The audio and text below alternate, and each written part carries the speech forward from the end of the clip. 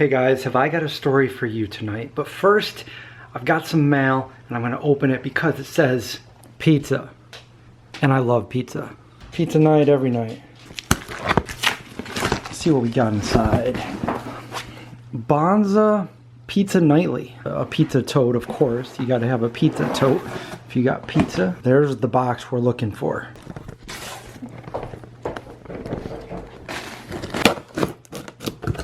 The crust made from chickpeas. So we have a totally gluten-free pizza crust. It's vegan, and there's 2 crusts per package. So they're not pre-made pizzas, they're pre-made crust. Definitely want to try these out, so bear with me guys, because we're gonna make pizza. All right, that's what it looks like. We just need some sauce and some vegan cheese. Okay, so I didn't know what to expect, so I didn't really have any other toppings ready. So we're gonna just go ahead and put this in the oven right now, but I'm also cooking some potatoes and they smell really good. All right, that didn't take long at all. Obviously, if you want it more crunchier and crispier, you just leave it a little bit longer, but that was literally only maybe 5 or 6 minutes. All right, perfect. Now let's get to the story. So the story I have for you tonight is a ghost story from Syracuse, New York, local to where I live. So if you're from the Syracuse, New York area or some other place close by, you probably have already heard this story before. It's called The Ghost of the 13 Curves. Well, I've got my pizza and now it's time to tell the story. So, the story goes about 60 years ago or so, just outside of Syracuse, New York, there was a young couple who had just gotten married. It was their wedding day. And later that night they were driving on a very curvy road known as Cedarville Road. And while they were going around the curves, they veered out of control and they went off the road down a cliff. Now if you look at this road, it goes down into a ravine.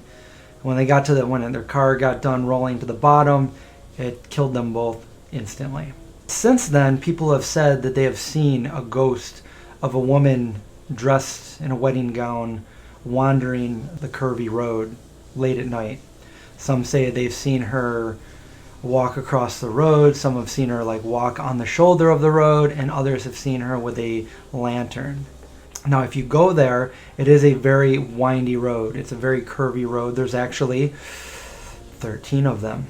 Just like many ghost stories, there's different variations of this story, and some claim to have seen the ghost at different times, different occasions, but the story says that it happened on a Friday the 13th, so you would see her on that Friday the 13th that aligned up to the actual day that they both died there.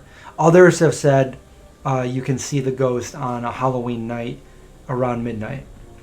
So personally, I've been on that road many times and I have yet to see the ghost, but you're probably wondering what the road looks like. Some of you probably that live around here are probably out going to find the road on your own and take a drive down it, or some of you might be too scared to do so.